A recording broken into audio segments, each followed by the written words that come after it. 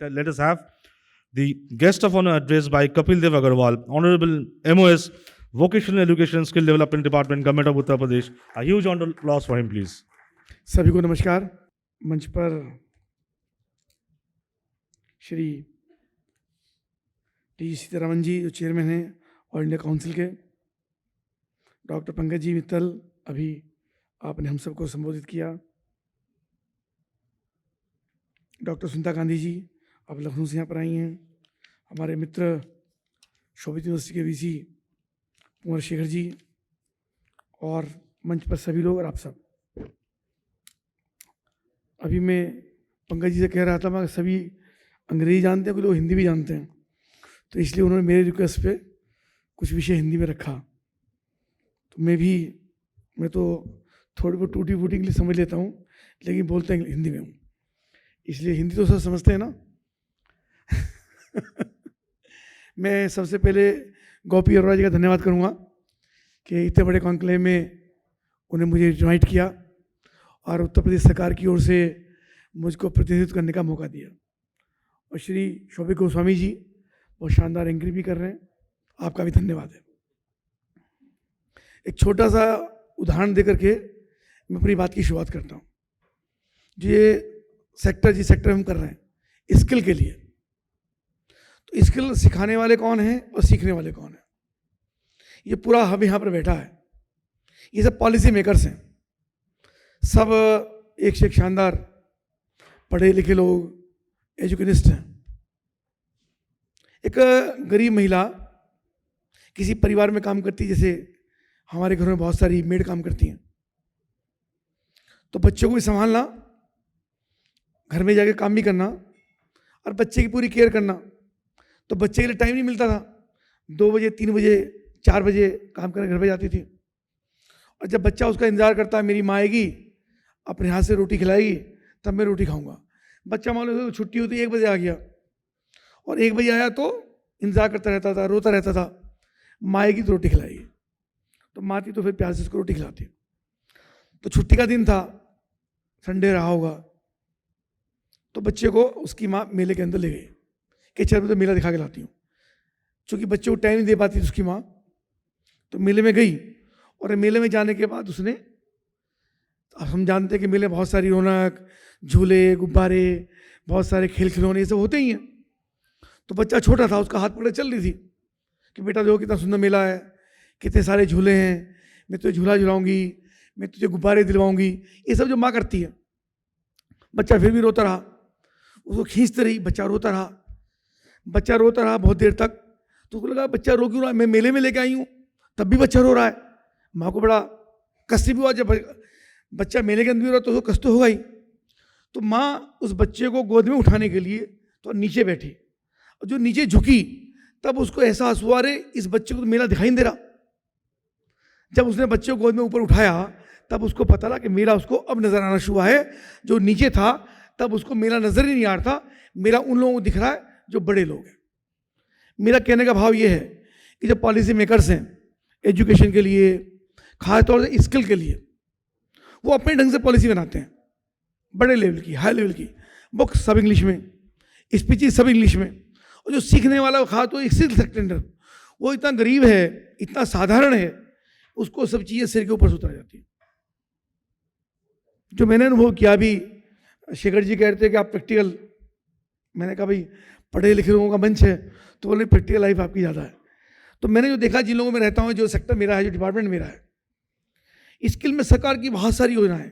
माननीय प्रधानमंत्री श्री नरेंद्र मोदी जब कोई स्पीच देते हैं तो हमेशा उनका पूरा टारगेट स्किल्ड के रहता है। उसकी वजह एक और भी है कि सरकारी सेक्टर में सब लोग नहीं जा सकते, प्राइवेट इंडस्ट्री के अंदर भी सब लोग नहीं जा सकते, हायर एजुकेशन पाने के बाद प्राइवेट इंडस्ट्री में लोग जाते हैं वहाँ भी सब लोग नहीं जा सकते।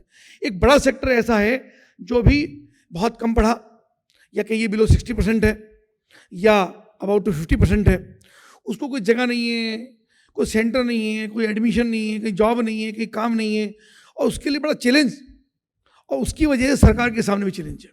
चाहे फिर हमारी उत्तर प्रदेश सरकार हो, चाहे देश भर की सरकार हो, चाहे अन्य प्रदेशों की सरकार हो।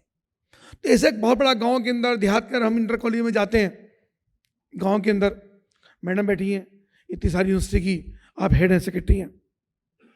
जब गांव में जाते हैं इंटरमीडिएट कॉलेजों में, डिग्री कॉलेज में, तो वहाँ के बच्चे पढ़ाई के साथ साथ भी लगता है कि अभी बहुत इलिटरेट हैं, ज़्यादा नहीं जानते, ज़्यादा कुछ चीज़ों को समझते नहीं हैं, परिवार की बैकग्राउंड नहीं है, फाइनेंशियल एस्पेक्ट्स नहीं है, साधन नहीं है। गांव से शहर तक जाने का काफ़ी सारे साधन हो गए, लेकिन फिर भी बहुत कम है, सबके पास बाइक नहीं है। और लड़कियों के लिए और मुश्किल है। अब तो मैं गर्व के साथ कह सकता हूँ कि हमारे मुख्यमंत्री योगी आदित्यनाथ जी हैं, जिन्होंने फिर उत्तर प्रदेश के अंदर नहीं, पूरे हिंदुस्तान के अंदर कम से कम एक गुंडई पे रोक लगा करके लड़कियों को आगे बढ़ाने के लिए, पढ़ने के लिए, उनको आगे बढ़ने के लिए कम से कम एक ऑप्शन उन्हें देने का काम किया। ये सब चीज़ें मुख्यमंत्री जी के कारण से उत्तर प्रदेश बहुत बड़ा प्रदेश है, उसके अंदर हो पाया है। लेकिन उसके बावजूद भी बहुत सारी आवश्यकताएं हैं स्किल सेक्टर में। अभी हमको, जैसे मैंने थोड़ा उदाहरण देकर अपनी बात को कहने की कोशिश की, हमको थोड़ा नीचे जाना पड़ेगा, अपने से नीचे। और नीचे जैसे बच्चा गिर जाता है, उसको हाथ पकड़ के ऊपर उठाते हैं, तब उसको लगता है नहीं बेटा शाबाश, आप दौड़िए, हम आपके साथ हैं। तो जो ये सेक्टर है जिसकी मैंने आपके सामने चर्चा की, ये अभी बहुत पीछे है, और माता पिता उनके और पीछे हैं। एक रिक्शा वाला, ठेले वाला, सब्जी वाला, मूंगफली बेचने वाला, ये भी चाहता कि मेरा बच्चा से पढ़ जाए, कुछ सीख जाए। तो सरकार ने, हम सब जानते हैं, आप सब लोग, मैंने कहा कि आप सब पॉलिसी मेकर्स हैं ही, तो आप सब ने बहुत सारी पॉलिसी बनाई है। अभी हमने उत्तर प्रदेश के अंदर टाटा के साथ एक MOU हमारा हुआ, 6,000 करोड़ रुपये टाटा ने हमको दिया अपना, और उसमें से हमने हमारी 303 ITI 303 ITI उत्तर प्रदेश के अंदर हैं, उनको हमने डेवलप किया, उनके अंदर एक बिल्डिंग बना करके, और जितनी भी लेटेस्ट सेक्टर्स के अंदर हम ट्रेनिंग दिलवा सकते हैं, AI के अंदर हम कर रहे हैं, सोलर में हम काम कर रहे हैं, और इसके अलावा एविएशन में हम लोग काम कर रहे हैं, इसके अलावा जो E-व्हीकल्स है उसके अंदर हम काम कर रहे हैं। जो लेटेस्ट यानी आवश्यकता इस समाज की है, या इंडस्ट्री में, इंडस्ट्री 4.0 के बड़ा काम हम कर रहे हैं, और उन सबको टाटा इनको ट्रेनिंग भी देगा, और हमारे जो टीचर्स हैं उनको ट्रेनिंग देगा, ट्रेनिंग फॉर टीचर्स, ऐसा मिला करके उनको, फिर वो बच्चों को उनको ट्रेनिंग देने का काम करेंगे। और वो सब लगा करके बड़ा प्रोजेक्ट के साथ हम लगातार हम काम कर रहे हैं। लेकिन उन सबको पढ़ाने के लिए भी अभी और परिश्रम की आवश्यकता है। गवर्नमेंट 3 सेक्टर मुझको लगता है, एक गवर्नमेंट का लेवल गवर्नमेंट सेक्टर है, एक इंडस्ट्री का सेक्टर है, और एक यूनिवर्सिटी, वो भी बहुत बड़ा सेक्टर है। तो यूनिवर्सिटी में भी आज अपनी पढ़ाई, जो भी आप कोर्सेज कराते हैं, वो अलग चीज़ है कि बहुत सारे कोर्सेज, बहुत सारे graduation course, post graduation course university में होते हैं। लेकिन यूनिवर्सिटी को भी अभी थोड़ा और ऐसे लोगों को भी इस सेक्टर में भी आपको ट्रेनिंग देना पड़ेगा जिनको स्किल की आवश्यकता है। और स्किल के जब बच्चे स्किल्ड होंगे, बेटियां स्किल्ड होंगी, तभी मुझको लगता है प्रधानमंत्री जिस प्रोजेक्ट को लेकर के चल रहे हैं, वो चाहते हैं कि $5 ट्रिलियन की इकोनॉमी उत्तर प्रदेश के अंदर, भारत के अंदर हो। माने मुख्यमंत्री भी चाहते हैं हमारे उत्तर प्रदेश में कि $1 ट्रिलियन की इकोनॉमी उत्तर प्रदेश के अंदर हो। लेकिन ये सबका एक सामूहिक प्रयास उस ढंग से होगा जब तो नीचे के व्यक्ति को, दीनदयाल उपाध्याय जी ने कहा कि अंत्योदय, यानी अंतिम व्यक्ति के चेहरे पर मुस्कान, अंतिम व्यक्ति को रोजगार, अंतिम व्यक्ति के सर पर छत, ये सब चीज़ें जो मिनिमम आवश्यकता, जो मूलभूत आवश्यकताएं हैं, उनको हमको पूरा करना पड़ेगा। उसके लिए सरकार लगातार कर रही है, लेकिन सरकार अकेले काम नहीं कर सकती। हम सब मिलकर के उस काम को आगे बढ़ाएंगे, और अपनी जिम्मेदारी का निर्वहन करते हुए थोड़ा सा उन लोगों के बारे में विचार करेंगे, उनको हम कैसे डेवलप कर सकते हैं, उनको हम उनके माइंड से, जैसे भी मैडम ने कहा कि बहुत सारे बच्चे नहीं पढ़ पाते हैं, और जब उनको पढ़ाते तो पता ही नहीं लगता वो पढ़ पाए कि नहीं पढ़ पाए, उनके समझ में आया कि नहीं आया, तो हाथ तो सब करते रहते हैं। और किसी बच्चे ने खड़े होकर कह दिया कि मैडम मेरी समझ में नहीं आया, तो क्लास के जो अन्य स्टूडेंट्स हैं समझ में उनकी भी नहीं आता, पर लगता है ये ज़्यादा होशियार है, ज़्यादा समझने की कोशिश करता है सब। वो सब ऐसे ही, हम सब जब कॉलेज में स्टूडेंट रहे होंगे तब सबके साथ यही होता था कि समझ में किसी का आया कि नहीं आया तो कोई बोलता नहीं, और जिसने बोल दिया ये लगता कि बहुत ज़्यादा ये होशियार बनना चाहता है, या उस पर व्यंग करते हैं। तो सबके समय में ये चीज़ नहीं है। तो हम सब मिलकर के एक अच्छा काम करें, कर रहे हैं, उसको और उसी ढंग से काम करें। नीचे की आवश्यकता तो समझेंगे थोड़ी, जो समाज की जो अभी ऐसा वर्ग है जिसके पास साधन बहुत कम है, जो वहाँ तक पहुँच नहीं पा रहा है, जिसको देख नहीं पा रहा है चीज़ों को, तो उस पर नज़र उसकी हमारी कैसे पड़े, उसको हम डेवलप करके कैसे आगे बढ़ाने का काम करेंगे। तभी मुझको लगता है कि जो भारत आज दुनिया की तीसरी अर्थव्यवस्था बनना चाहता है, दुनिया का विश्वगुरु बनना चाहता है, उस दौड़ में हम सब लोग शामिल हैं। तो आप सबकी उसके अंदर बहुत बड़ी भूमिका है, और हम सब मिलकर के उसको आगे बढ़ाएंगे तो मुझको लगता है अच्छा होगा। और मेरे लिए भी अगर कोई काम आपको कभी लगेगा तो मेरा नंबर गोपी जी के पास है, नेट पे भी आपको मिल जाएगा। अगर कभी लगता है कि सरकार के नाते मिनिस्टर के नाते, हमारे मुख्यमंत्री जी के नाते, या मुख्यमंत्री जी हमारे को विजिट आपको करनी है, कोई मीटिंग आपको करनी है, कोई प्लान आपके पास है, तो उसके प्लान अपने पास मत रखिए, आप हमसे शेयर करिए, और शेयर करके हम सब मिल करके कैसे और अच्छा काम कर सकते हैं किसी भी सेक्टर के अंदर, तो हमको खुशी होगी। आप कभी ये संकोच मत करिए कि यार मिनिस्टर हैं, पता नहीं बात होगी कि नहीं होगी, फ़ोन उठेगा कि नहीं उठेगा। 100% आपका फ़ोन भी अटेंड होगा, आपसे बातचीत भी होगी, और आपकी बात को मैं नहीं समझता हूँ तो समझने की कोशिश करूँगा, और आपसे जान करके उसको हम नीचे फैलाने की कोशिश करेंगे। ये हमारा ध्येय है। कोई राजनीति का मतलब ये नहीं है कि हम कोई मौज मस्ती करने के लिए आए, हमारी जिम्मेदारी है। और आप प्रधानमंत्री जी को जानते ही हैं, उनका वर्किंग किचन का है, या NEP लेकर के आए राष्ट्रीय शिक्षा नीति, तो उन्होंने इसी संदर्भ के साथ कि कक्षा 6 से 8 तक, 9 से 12 तक, उसके बाद ग्रेजुएशन, तो सब बच्चों को स्किल करके, यानी प्राइमरी स्टेज से ही हमको बाबू तैयार नहीं करना है, हमको नौकरी करने वाले तैयार नहीं करने, नौकरी देने वाले लोग हमको तैयार करने, हमको एंटरप्रेन्योर तैयार करने। इस संकल्प के साथ प्रधानमंत्री जी NEP लेकर के आए, और उसको लगातार बढ़ भी रहे। हम यूनिवर्सिटी से हमारा लगातार MOU हो रहा है, उनसे बातचीत करते हैं, उनके पास जाते हैं, बातचीत करते हैं, उनसे कोशिश करते हैं कि उन सब बच्चों का स्किल करें। क्योंकि यूनिवर्सिटी में भी पढ़ने के बाद सब बच्चे टॉपर नहीं होते, सबको गवर्नमेंट या प्राइवेट सेक्टर में जॉब नहीं मिलेगी, पर कोई स्किल उसके पास है, पढ़ाई के साथ साथ उसके हाथ में हुनर भी हो, एक स्किल भी हो, किसी सेक्टर का वो स्पेशलाइज्ड हो। अगर वो स्पेशलाइज्ड हुआ तो मुझको लगता है कि अपने जीवन में कुछ कर पाएगा, और काम करने के साथ साथ अन्य लोगों को भी कुछ ना कुछ समझा पड़ेगा, रोजगार दे सकेगा। वो अपने साथ साथ 5, 7, 10, 20, 50, 100 लोगों को एक रोजगार देने वाला बने, एंटरप्रेन्योर बने। इस संकल्प के साथ सरकार काम कर रही है, और सरकार आगे बढ़ रही है।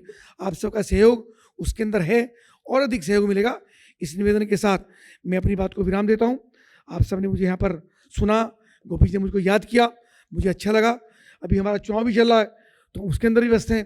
अभी मैं लखनऊ से आ रहा हूँ सीधा यहाँ पर, और यहीं से मुझको बनारस जाना है, तो प्रधानमंत्री जी के कल उनका नामांकन है, परसों शायद नामांकन है उनका, तो मुझे वहाँ पहुँचना है। पर गोपी का बहुत आग्रह था, तो आप सबके दर्शन करने के लिए मैं यहाँ पे पहुँचा हूँ। सभी का धन्यवाद। जय Shri Ram. Can we have a huge round of applause for Kapil Dev Agarwal ji, Honorable Minister, Vocational Education Skill, Government of Uttar Pradesh. As Honorable Minister said, I think he talked about the practical problems, why the skill development is the need of the hour. Not everybody can get job, but some of them can be the employment generator. As you have said that अपने हुनर से आत्मनिर्भर बनो, and that can also ensure that you can provide jobs to others, not you're only seeking jobs. And that's why skill development is really, really important for the country. And as you said, as Honorable Prime Minister has laid that vision of Viksit Bharat, in which skill development is going to play a very important role. Just before the event, I was having a discussion with Mr. Raja Babu, and we were discussing exactly the same thing, that it's not that everybody who is passing out of the college or university will get a job. But there are a lot of people who are studying in ITIs. And every day we need some of the other work for a household. If they are skilled properly, they can get a salary per month, which can help them to sustain, and they can also create jobs future. I think that is the vision of Government of India, and also the state government, and that's how we can build that comprehensive skill development ecosystem. We again thank Honorable Minister for joining us today. We have the keynote address and other special address for the inaugural session, but I think Honorable Minister has to leave. But before that, we request Honorable Minister to hand over a small token of appreciation to all our inaugural speakers. We can start with Professor T.G. Sitaram, Chairman AICTE. I request Honorable Minister if he can kindly hand over this memento to Professor T.G. Sitaram, Chairman AICTE. A huge round of applause for all of them. We'll be having Sitaram sir's keynote address after this. To P. Raja Babu, IS, MD and CEO, AP State Skill Development Corporation. To Dr. Pankaj Mittal, Secretary General, Association of All India Universities. To Kumar Shekhar Vijendra, Co-founder and Chancellor. To Dr. Avichal Kapoor, Joint Secretary, UGC. Dr. Shashank Shah, Director, Higher Education, Niti Aayog. To Dr. Sunita Gandhi, Founder and CEO, Devi Sansthan. We'll be hearing from Dr. Sunita and Dr. Sitaraman after this. To Victor Gorelik, Head of Education, Russian House, New Delhi. To Mr. Victor Gorelik, Head of Education, Cooperation Department, Russian House. Victor, we'll have your speech now, don't worry. Thank you so much. Can you have a group photo of all the speakers together for the inaugural session? We would like to felicitate Honorable Minister on behalf of APAC News Network. So I request Gopi Krishna Arora, co-founder of APAC News Network, to kindly hand over a special and Sangamita Mohanty to kindly felicitate Honorable Minister Sri Kapil Dev Agarwalji, Honorable MOS Vocational Education Skill Development, Government of Uttar Pradesh. A huge round of applause for him, please.